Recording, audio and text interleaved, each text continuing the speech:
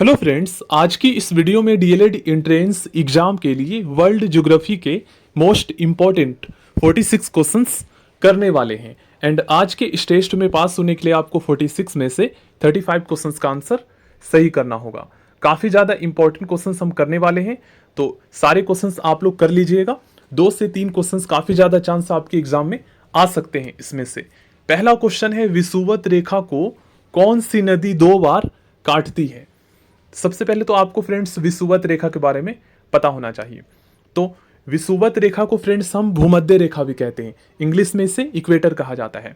ऐसी काल्पनिक रेखा जो पृथ्वी को बराबर 2 भागों में बांटती है, उत्तरी गोलार्ध और दक्षिणी गोलार्ध में, ठीक ना। और ये जो रेखा है ये पश्चिम से पूर्व की ओर खींची गई ऐसी रेखा जो पृथ्वी को उत्तरी और दक्षिणी गोलार्ध में बांटती है, पृथ्वी को 2 बराबर भागों में बांटती है। इसे विषुवत रेखा, भूमध्य रेखा और इक्वेटर कहते हैं। और इसे एक और नाम से जाना जाता है, इसे 0 डिग्री, याद कीजिएगा, 0 डिग्री अक्षांश रेखा भी कहा जाता है इसे। ओके फ्रेंड्स, आपको पता हो गया। तो आपको पता है फ्रेंड्स, विषुवत रेखा जो है ना, ये जायरे नदी को कांगो नदी भी कहा जाता है, क्योंकि ये जो जायरे नदी है ना, ये अफ्रीका के कांगो लोकतांत्रिक गणराज्य में, मतलब वहां बहती है, ठीक ना। तो जो जायरे नदी है ये विषुवत रेखा को 2 बार काटती है। ओके फ्रेंड्स, इसे कांगो नदी भी कहते हैं, याद रखिएगा। और एक क्वेश्चन तो अक्सर एग्जाम में पूछे जाते हैं कि कर्क रेखा, मकर रेखा और भूमध्य रेखा, तीनों रेखाएं कौन से महाद्वीप से होकर गुजरती हैं? तो फ्रेंड्स, तीनों रेखाएं अफ्रीका महाद्वीप से गुजरती है, अफ्रीका महाद्वीप से, याद रखिएगा। कर्क रेखा, मकर रेखा और भूमध्य रेखा तीनों, ठीक है ना। नेक्स्ट क्वेश्चन है हमारा, फेरल के नियम किससे संबंधित है? फेरल के जो नियम है ये पवन की दिशा से संबंधित है, पवन की दिशा से। नेक्स्ट क्वेश्चन, ऑस्ट्रेलिया के शीतोष्ण घास के मैदान क्या कहलाता है?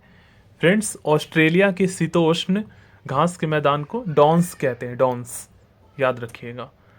मर्रे डार्लिंग नदी कहाँ में प्रवाहित होती है? ये नदी फ्रेंड्स ऑस्ट्रेलिया में प्रवाहित होती है। नॉर्वेस्टर शुष्क पवन कहाँ चलती है? नॉर्वेस्टर शुष्क पवन जो है ये न्यूजीलैंड में चलती है, याद रखिएगा। कौन सी नदी मकर रेखा को 2 बार काटती है? याद रखिएगा फ्रेंड्स, जायरे, कांगो नदी भूमध्य रेखा, विषुवत रेखा को 2 बार काटती है, और लिम्पोपो नदी मकर रेखा को 2 बार काटती है, याद रखिएगा।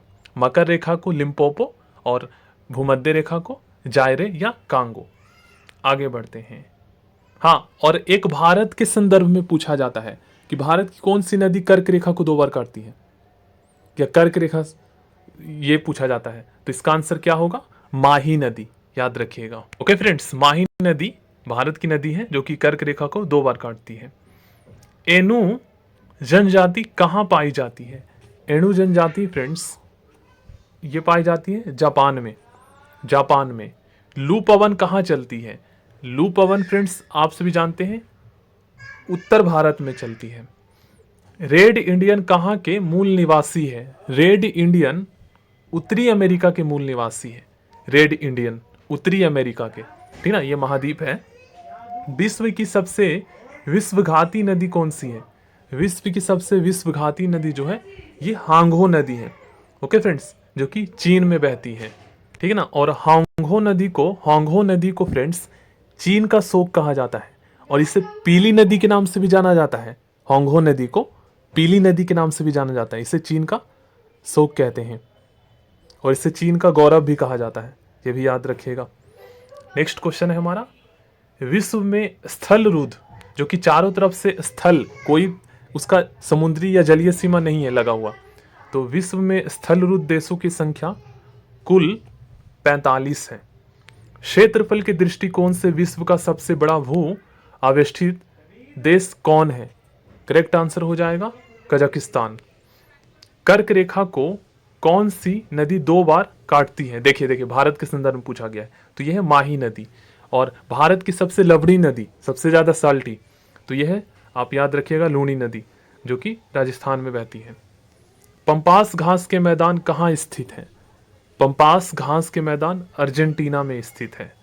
पेंगुइन पक्षी कहाँ पाए जाते हैं? आपको पता है फ्रेंड्स, अंटार्कटिका महाद्वीप में। मिट्टी का अध्ययन पेडोलॉजी कहलाता है।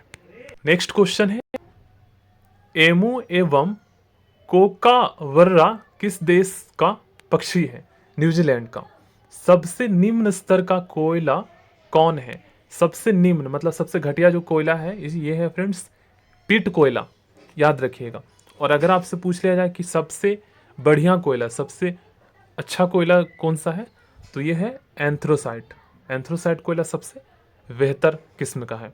ओके फ्रेंड्स, उसके बाद आता है विटामिन्स, उसके बाद आता है सब विटामिन्स, ठीक ना, उसके बाद आता है लिग्नाइट, और सबसे लास्ट में पिट कोयला आता है, ठीक है ना। पहले नंबर पर एंथ्रोसाइट, दूसरे नंबर पर विटामिन्स, तीसरे नंबर पर सब विटामिन्स, फोर्थ नंबर पर लिग्नाइट आ जाता है, एंड देन उसके बाद पिट कोयला। ओके, लास्ट में नेक्स्ट क्वेश्चन है, भूरा कोयला के नाम से किससे जाना जाता है?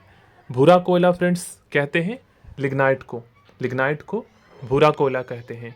विषुवत रेखा के पास किस प्रकार के वन पाए जाते हैं? भूमध्य रेखा के पास फ्रेंड्स उष्णकटिबंधीय वन पाए जाते हैं, उष्णकटिबंधीय वन पाए जाते हैं। विश्व में सबसे ज्यादा घना वन कहाँ स्थित है? विश्व में सबसे ज्यादा घना वन अमेजन बेसिन में स्थित है, अमेजन बेसिन में। हवा द्वारा जड़ाकर लाई गई मिट्टी से निर्मित मैदान क्या कहलाते हैं? मोस्ट इंपॉर्टेंट है फ्रेंड्स। फ्रेंड्स, हवा द्वारा जड़ाकर लाई गई मिट्टी से निर्मित मैदान को लोएस का मैदान कहते हैं। ओके, लोएस का मैदान। नेक्स्ट है, पटाना नामक उष्णकटिबंधीय घास के मैदान किस देश में पाए जाते हैं? ये श्रीलंका में पाए जाते हैं। यूरेशिया में फैले शीतोष्ण घास के मैदान को किस नाम से जाना जाता है? स्टेपीज कहते हैं। यूरेशिया क्या है फ्रेंड्स? यूरोप और एशिया का मतलब मिश्रित नाम को यूरेशिया कहते हैं। यूरोप और एशिया को मिला देते हैं तो उसे यूरेशिया कहते हैं। तो यहाँ शीतोष्ण घास के मैदान को स्टेपीज कहते हैं। बाकू क्षेत्र किस लिए प्रसिद्ध है? फ्रेंड्स, ये पेट्रोलियम के लिए प्रसिद्ध है, ठीक ना। अजरबैजान की राजधानी बाकू है, ध्यान रखिएगा। पेट्रोलियम के लिए प्रसिद्ध है। यूरोप का भारत किसे कहा जाता है? यूरोप का भारत इटली को कहा जाता है। विश्व का सबसे व्यस्त व्यापारिक नदी कौन सी है? विश्व की सबसे व्यस्त व्यापारिक नदी राइन नदी है। अफ्रीका के उष्ण घास के मैदान है, अफ्रीका के उष्ण घास के मैदान को सवाना कहते हैं, सवाना कहते हैं। पेंटागोनिया का पठार कहाँ स्थित है? पेंटागोनिया का पठार दक्षिण अमेरिका में स्थित है। अफ्रीका के शीतोष्ण घास के मैदान को क्या कहते हैं? वेल्ड कहते हैं, वेल्ड। म्यांमार की जीवन धारा माना जाता है किस नदी को? फ्रेंड्स, म्यांमार की जीवन धारा इरावती नदी को कहा जाता है, इरावती नदी। इरावती नदी को म्यांमार की जीवन धारा कहा जाता है। नेक्स्ट क्वेश्चन, रूर घाटी किस देश में स्थित है? रूर घाटी जर्मनी में स्थित है। सबसे गर्म स्थल स्थित है, कहाँ स्थित है ये स्थल फ्रेंड्स? स्थित है लीबिया में।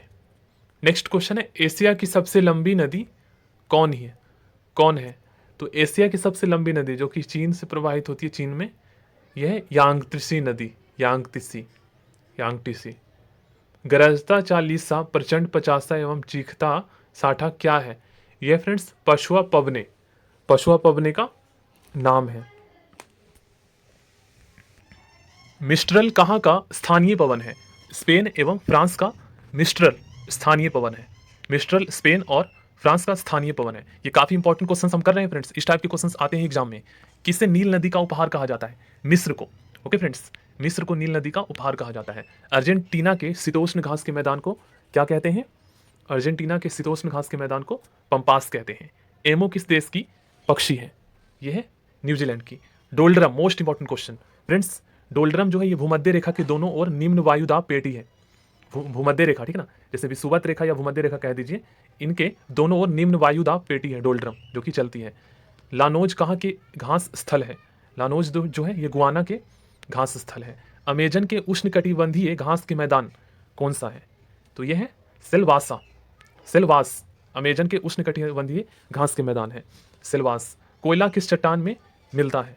कोयला फ्रेंड्स अवसादी चट्टान में मिलता है, अवसादी चट्टान, इसे परतदार चट्टान भी कहते हैं, अवसादी चट्टान में। सबसे उत्तम कोयला एंथ्रोसाइट है, एंथ्रोसाइट। ब्राजील के कहवा बागान क्या कहलाता है? इसे फेजेंडा कहते हैं, ब्राजील के कहवा बागान को। रेड इंडियन किस देश के निवासी है? अभी हमने किया है ये उत्तरी अमेरिका के निवासी है। अब आपको कमेंट बॉक्स में बताना है कुल अक्षांश रेखा की संख्या कितनी है और देशांतर रेखा की संख्या कितनी है। चलिए मैं बता देता हूँ, 179 अक्षांश रेखा की संख्या है और 360 देशांतर रेखाओं की संख्या है। याद रखिएगा, ये क्वेश्चन फ्रेंड्स अक्सर एग्जाम में पूछे जाते हैं। देशांतर रेखा 360 है और अक्षांश रेखा 179 है।